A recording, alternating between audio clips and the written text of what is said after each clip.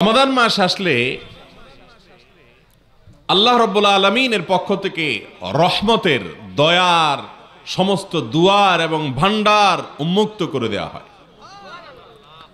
যারা সৌভাগ্যবান তারা এই মাসে, এই চান্সে, এই সুযোগে আল্লাহর রহমত নিজের ঝুলিতে বেশি থেকে বেশি পরিমাণ ভরে নেয়।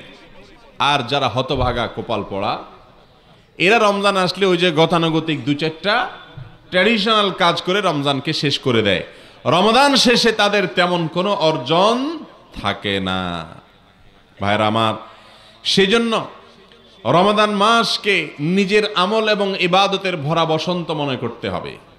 ভরা বসন্ত, সুযোগ। বছরের অন্য সময় ইবাদতের আমাদের ঘাটতি থাকে, ত্রুটি থাকে, আমলের ঘাটতি থাকে। এই সব ঘাটতি পূরণ করার জন্য ইবাদতের মৌসুম হিসেবে আল্লাহ তাআলা দিয়েছেন কোনটা? রমাদান মাস। এই রমাদান মাসে কোরআন এবং হাদিসের আলোকে আজ আমরা 20টি আমলের কথা বলবো ইনশাআল্লাহ। কয়টা আমল? 20টি আমল। এই 20টি আমল যদি আপনি করেন, ইনশাআল্লাহ আপনার রমাদান সার্থক হবে, সফল হবে। আপনার রমজান সাধারণ মানুষের রমজানের মতো হবে না। আপনি রমাদানের আসল লাভবান সিয়াম পালনকারী মুসলমান হইতে পারবেন। রমজান মাস উপলক্ষে সেই 20টি আমলের ভিতরে একটা আমল বা প্রথম আমল হলো রমাদান মাসের চাঁদ দেখা, অর্থাৎ শাবানের শেষের দিনে, আবার রমজান মাসের শেষেও শাওয়ালের চাঁদ দেখা।